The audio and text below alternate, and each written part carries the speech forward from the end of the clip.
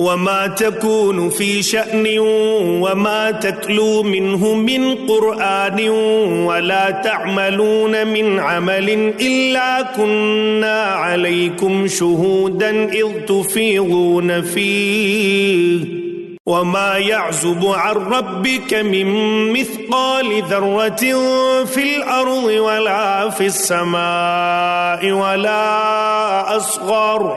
ولا أصغر من ذلك ولا أكبر إلا في كتاب مبين۔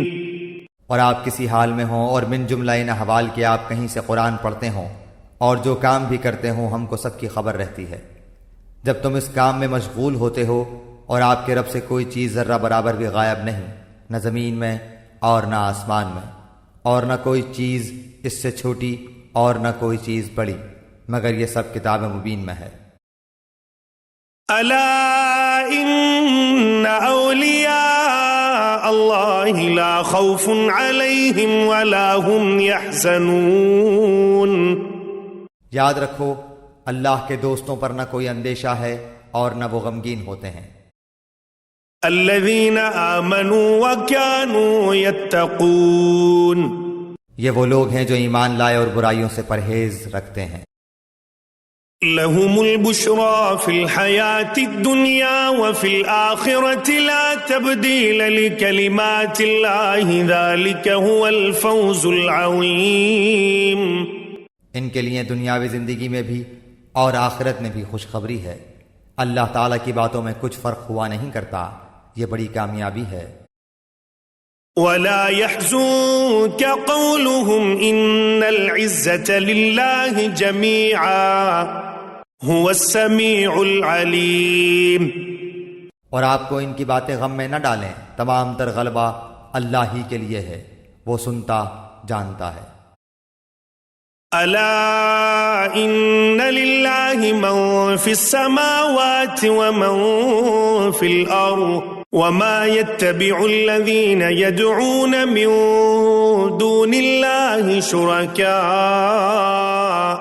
إن يتبعون إلا الظن وإن هم إلا يخرصون۔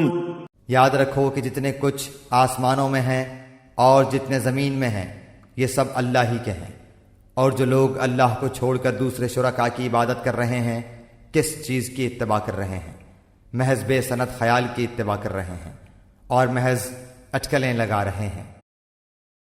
هو الذي جعل لكم الليل لتسكنوا فيه والنهار مبصرا إن في ذلك لآيات لقوم يسمعون۔ وہ ایسا ہے جس نے تمہارے لیے رات بنائی تاکہ تم اس میں آرام کرو، اور دن بھی اس طور پر بنایا ہے کہ دیکھنے بھالنے کا ذریعہ ہے، تحقیق اس میں دلائل ہیں ان لوگوں کے لیے جو سنتے ہیں۔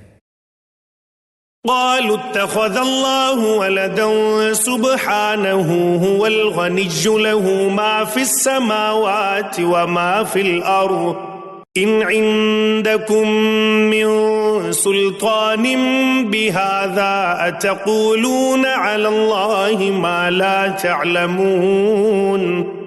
وہ کہتے ہیں کہ اللہ اولاد رکھتا ہے، سبحان اللہ، وہ تو کسی کا محتاج نہیں، اسی کی ملکیت ہے جو کچھ آسمانوں میں ہے اور جو کچھ زمین میں ہے، تمہارے پاس اس پر کوئی دلیل نہیں، کیا اللہ کے ذمہ ایسی بات لگاتے ہو جس کا تم علم نہیں رکھتے؟